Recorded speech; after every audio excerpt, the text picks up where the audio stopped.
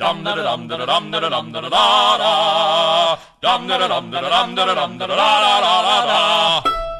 homme qui a une connaissance hors du commun est un homme qui a compris qu'il ne sait rien. Socrate! Socrate. Eh oui! Socrate avait compris qu'il n'arriverait jamais à comprendre toute la connaissance. Le seul moyen d'y arriver, c'est de discuter d'une manière argumentative. Sachant ce qu'on connaît et ce qu'on veut connaître, cela nous amène à mieux rechercher les vraies réponses. La seule vérité absolue qui existe se trouve dans le rien. Le véritable savoir ne s'explique pas, il se ressent. Tout ce que nous tentons d'expliquer est donc inévitablement limité. Parce qu'en bout de ligne, il faut toujours chercher encore plus loin pour obtenir une réponse supérieure à laquelle on a déjà trouvé. En effet, dans le temps de Socrate, il y avait plusieurs qui contredisaient sa façon de penser, qui était « je ne connais rien ». Je connais tout! Venez me voir, j'ai réponse à toutes vos questions pour un prix minime. Le sophiste croyait posséder toute la connaissance et avoir toutes les vérités. À première vue, tout semble vrai et logique, mais en analysant concrètement leur discours, il peut s'avérer trompeur. Leur but principal était de berner les autres avec leurs beaux discours et leur belle apparence. Le monde est différent aux yeux de chacun en fonction de son niveau de conscience. Tout comme l'œil humain normal, qui ne perçoit pas l'infrarouge ou l'ultraviolet, nous ne percevons qu'une partie de la connaissance. Cette citation est un état d'esprit qui nous permet de mieux comprendre et de mieux savoir ce qu'on veut savoir, qui nous amène à chercher les vraies réponses. Pourtant, il y a des gens qui essaient de nous cacher la vérité. Par exemple, George W. Bush.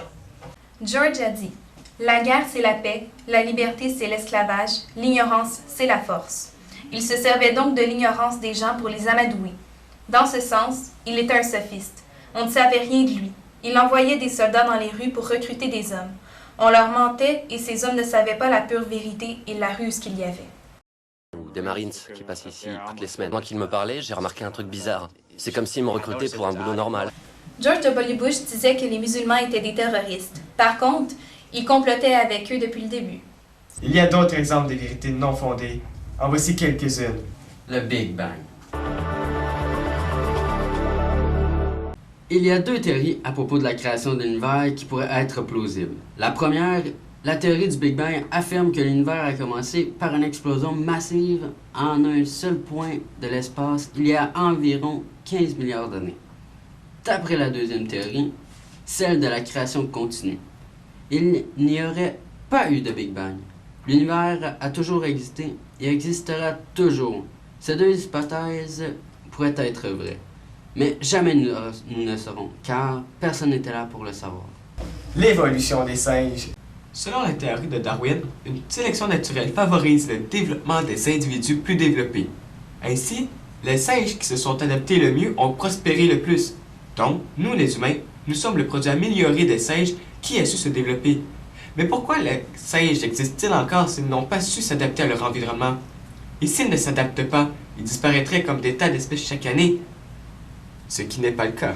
Les crânes de cristal. On dit qu'ils ont des pouvoirs magiques, qu'ils chantent et qu'on peut y voir le futur. Au début, certains disaient que des extraterrestres étaient venus les déposer un peu partout sur la planète. Est-ce que cette hypothèse est vraie? D'autres affirmaient que c'était des crânes humains qui se sont figés. Il y a peu de temps, nous avons découvert que ces crânes ont été taillés à la fine pointe afin qu'ils soient plus précis et qu'ils soient parfaits. C'était donc une invention qui avait pour but de faire croire quelque chose qui n'était pas vrai à autrui. À qui peut-on accorder la vérité à présent? Et toi-même? Et toi? Te connais-tu? Serais-tu capable de te décrire en 30 secondes? Il y a sûrement plein de choses sur toi que tu ne connais même pas.